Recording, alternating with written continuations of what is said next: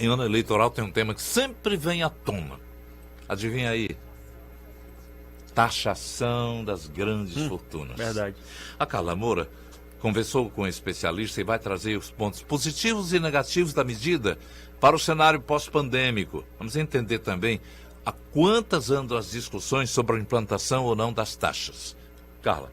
A implantação do imposto sobre grandes fortunas no Brasil está sempre entre os pontos de campanha debatidos pelos candidatos à presidência, principalmente aqueles mais à esquerda do espectro político. Agora, com a crise econômica causada pela pandemia do coronavírus, as desigualdades sociais acentuaram e a pobreza no mundo aumentou. A defesa é que o imposto sobre grandes fortunas serviria para diminuir essa desigualdade. A Constituição Federal de 1988 até prevê este imposto, mas ele nunca foi regulamentado. E um dos pontos para essa regulamentação é quanto, de fato, uma pessoa deve ter acumulado para ser considerada dona de uma fortuna. Hoje no Brasil, as mais recentes, em 2019 e 2020, foram 3 propostas nesse sentido. Então a grande fortuna nesse período foi mensurada para fins de tributação a partir de algo em torno de 35 milhões de reais. E aí, para você ter uma ideia, em 2015 isso chegava a casa dos 40 a 50 bilhões de reais como grande fortuna.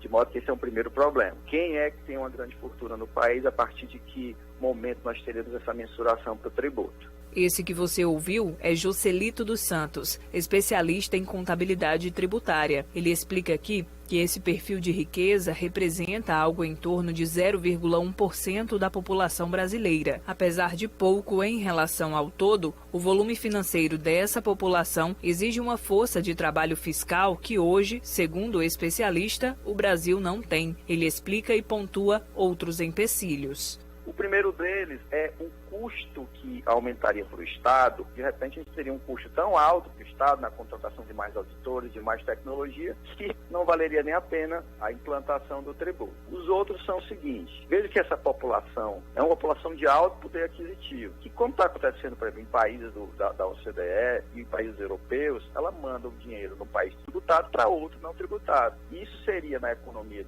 do Brasil, muito preocupante. O último que eu colocaria seria também a falta da mensuração de quanto se arrecadaria e como isso seria distribuído. A ideia central do imposto sobre grandes fortunas é que ele poderia representar um ganho importante para as políticas públicas aos mais pobres. A arrecadação poderia, por exemplo, ser revertida para incentivo ao emprego ou políticas de combate à pobreza, garantindo mais direitos aos brasileiros. Joselito dos Santos destaca que, nesse ponto, a destinação dos recursos precisa ser clara.